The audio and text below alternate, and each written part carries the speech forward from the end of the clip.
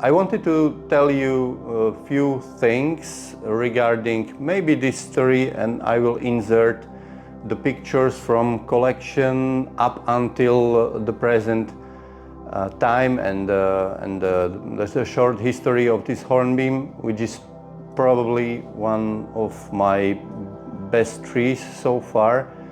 I would like to tell you a few things about my history in bonsai, where I see myself, what is the context of my work, and few things related to that. The tree was removed from winter storage. It's covered with wood chips, as all my trees. Just for purpose of this video, I'm going to remove these wood chips from the top of the soil, so you can see the nebari of this tree, and you can have idea about what this tree looks like. And I wanted to thank all of you for subscribing to my channel and watching all the videos. Last video had a very nice response, so thanks very much for that. I would like to thank for all the positive reactions and comments. Leaves are removed, and also I removed the protection cover with wood chips. Few remarks regarding my protection. I put all my trees on the ground and cover it with the wood chips. It keeps the substrate moist whole winter. I don't have to be afraid up until the early March or late February, and I put all my trees back to the benches. I'm happy with this method, and I know some people are not covering it at all, or some people are doing it differently. What I do for almost 15 years. It works for me. I don't recall losing any tree in the winter, even if the temperatures are falling below -10, -15 Celsius. So I'm going to do it this way until I find any better method. Few remarks regarding this tree. This is European hornbeam, Carpinus betulus, collected from the wild by myself in 2010. I'm inserting very short clip of the tree, how it looked like just after I removed it from the ground on collection place. It was growing on a hillside just under the stone quarry.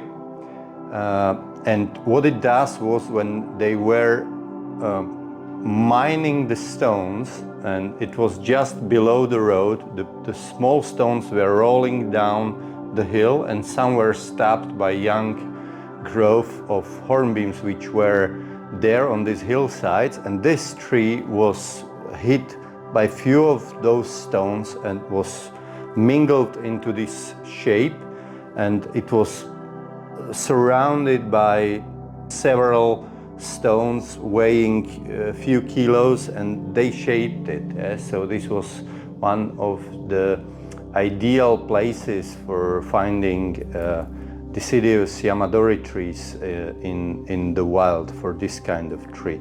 I'm going to work on a video on this topic, how to spot the proper tree in the wild, if we are speaking about deciduous yamadori trees. What are the places when you have a chance to find really good tree? So I'm thinking about doing video about this.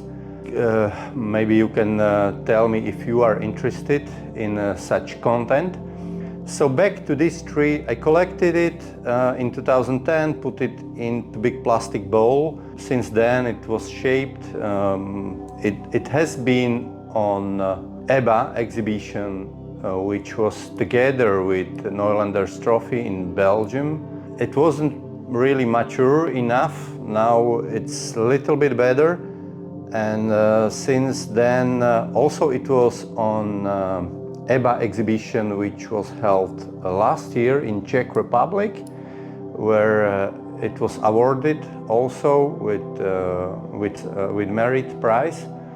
I tried to style the tree so it looks like wild tree, how the tree of this kind could potentially grow in the wild.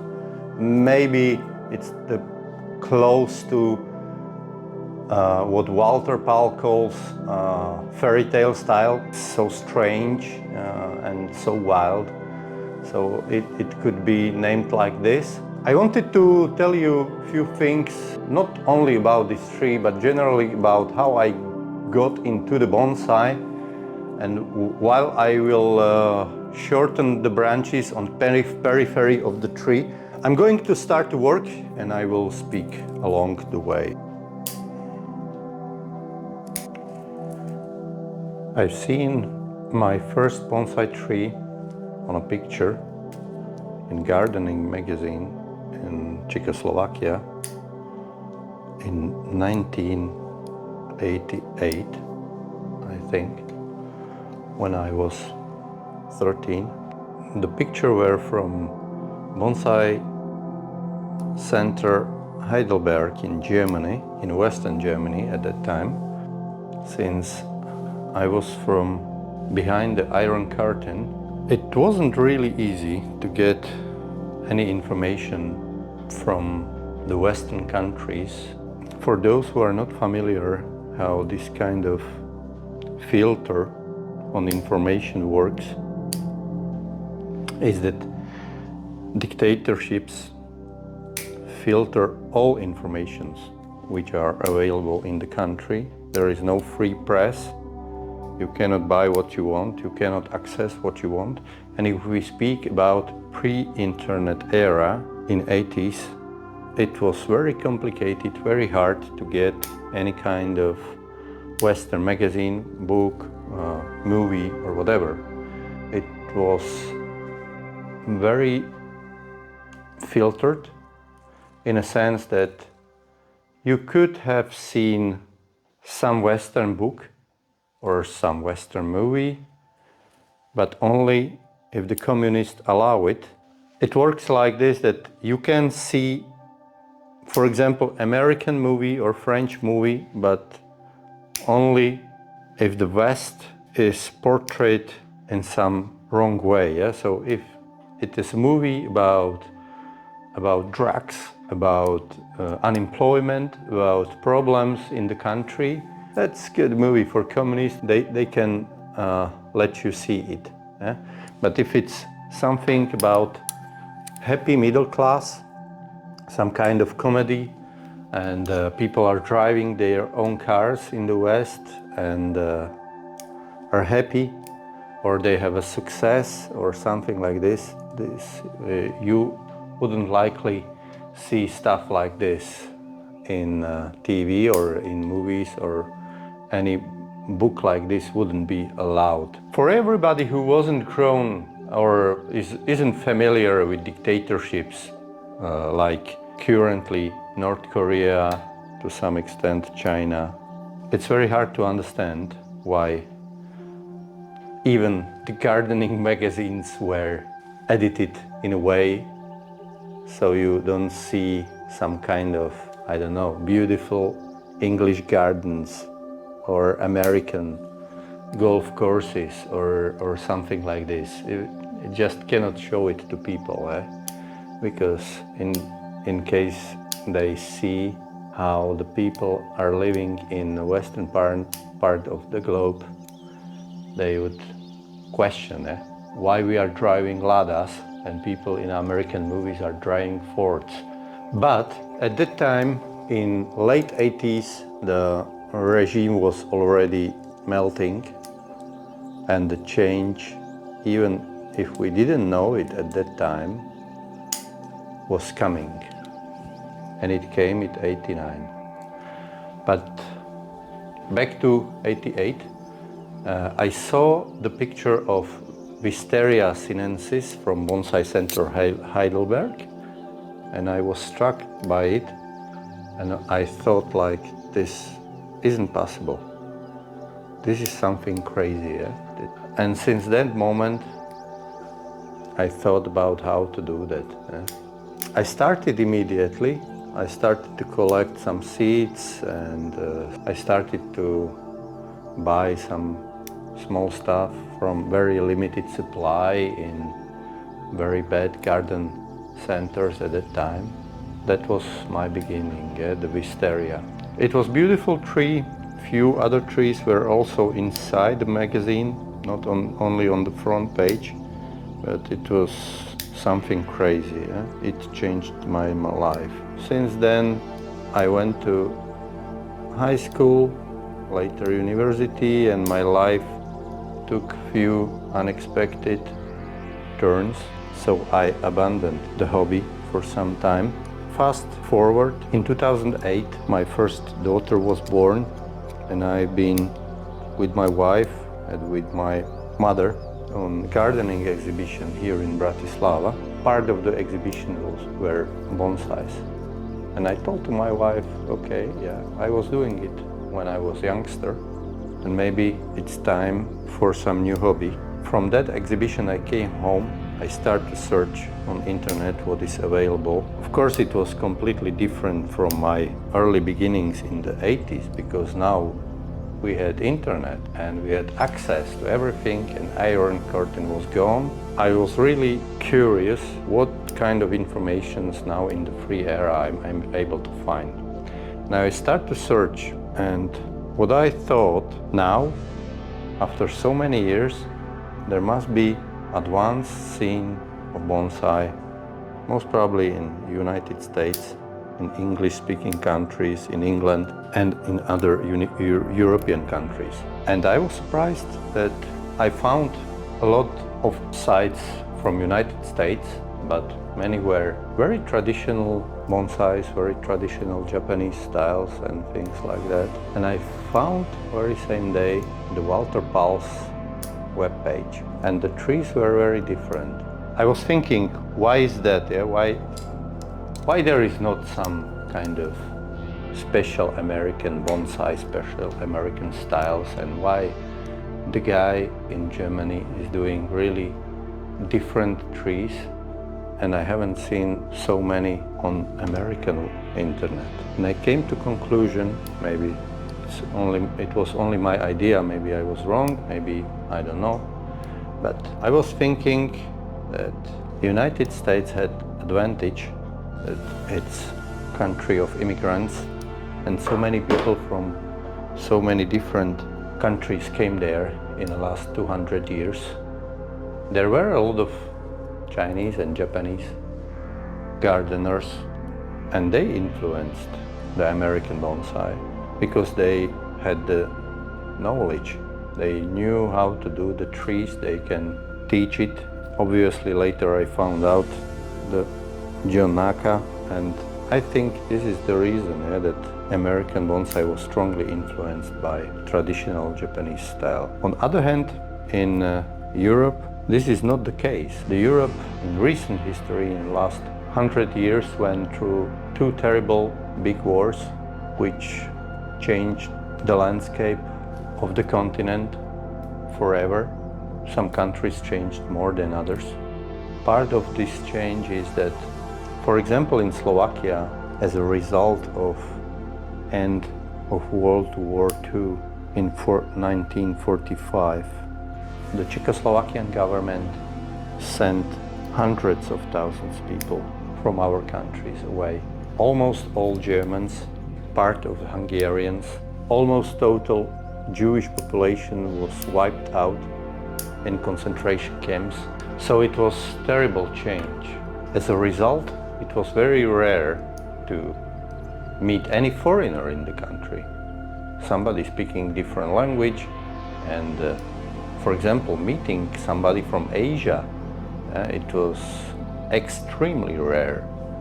There were some Vietnamese after the Vietnam War, which were working in Slovak factories, but Japanese, no Japanese here, and there was nobody from Japan. So the first pictures of the trees I've seen 30 years ago were from German garden center, And then after, in 2008, were also from Germany, from Walter Pall's side. So the Germany played a very important role for me. I started to read everything that was available at the time, all the forums, blogs. 1 year later, in spring 2009, I started to collect the trees, and most of them in my collection are from 2009. In 2010, I collected this one and a few others, so this is still the backbone of my collection. I decided I'm going to try to do the trees, the bonsais, which look like real trees, exactly like John Naka was saying. Try to make the bonsai look like a tree, not like a bonsai. And this is bringing me to another thing. Some time ago I was reading somewhere that the bonsai is learned hobby, that you have to learn it, acquire it, or something like this. I don't remember exactly, but in this context. And I was then thinking, yeah, what kind of hobby is that you are not learning it from others? Making wooden spoons and carving them somewhere in the wilderness, or what? I don't know. Maybe there are such hobbies which you are starting and you are doing them on your own. But it's pretty obvious for me that in bonsai, now in current time, you start, you learn, you read books, magazines, YouTube, forums, whatever. You learn from others. This is important because you are not starting from zero, and we are all standing on shoulders of those pioneers who were here before us, who explored species, techniques, everything. And if they were Japanese or they were Europeans or Americans, it's everybody did some part of the work, and now we have benefit of their work. In my case, the most important person and his work is Walter Pall. I was familiar with his work from really beginning, and I was crazy enough that very early in 2010 invited him to Slovakia, organized workshop for the club where I was member at that time, and I met him personally several times since then. So this is the most important influence for me. We can choose. It's like box of chocolate from Forrest Gump mom, in which you never know what you will get. But if you buy the same brand of box of chocolate, the second time you know what is inside, and you can choose only those chocolates you like. And I was thinking, like, can you do this hobby without a lot of resources, with local deciduous species, without conifers? Why is that? Because I was growing on a lowland and still living in a very low altitude up until now, and conifers are extremely rare, but deciduous trees are everywhere, they are abundant. And I was thinking, like, can you make a bonsai collection based on deciduous trees collected and achieve good quality? Because not everybody can go to mountains and collect mighty pine or juniper or spruce and do bonsai, but everybody can grow hornbeam or crataegus. They are everywhere. If you go and you collect some Acer campestre, there is minimal damage to environment. Everybody can do it.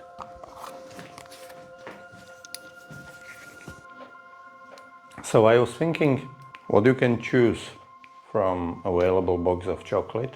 I decided that I choose tools from Japan. In case I'm able to learn it, I choose all available techniques from Japanese masters, but I would like to design the trees like I want, and I didn't want it to be restrained by Japanese tradition.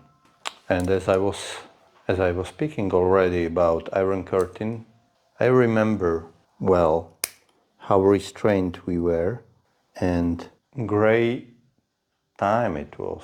Gray in sense boring. Communist dictatorship enforced us into conformity.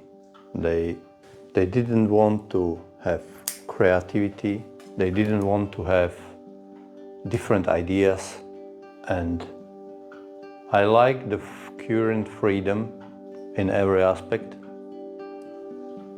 and I definitely would like to embrace it. I think we are living in fascinating time when we have so many good information sources and so much freedom as we never had before. What we are seeing around us from early days, from childhood, is different. What people in Korea are seeing, or in Japan, or in United States. Of course, you see different plants in desert, in wilderness of Wyoming, in Scotland. Everywhere, a little bit different type of trees, grow habits of the trees, and I think we can use this uniqueness and design our bonsai with being inspired by nature around us. After some editing and removing few branches, shortening the ends of the branches, now the tree looks like this. It's a lot of branches and it's a lot of work, so I may miss something. Usually when I watch the video later, I realize where I need to do some other adjustments. So also video making is also helpful with that. Also taking pictures is also helpful. If you are not doing video and you want to improve a little bit your design, just making 4 to 8 shots of the tree from all sides and then later looking at it in the computer helps you tremendously to see where you would like to make some other changes, because it allows you to look on the tree from this different perspective and different angles. So the tree looks like this. I will leave it here for a day or two and do maybe some other adjustments to this. The tree has 2 equal good fronts. This is one possible front and this is still good front, but it looks credible from all sides, and that's how it should be. Thank you very much for watching. I wish you all the best in 2024.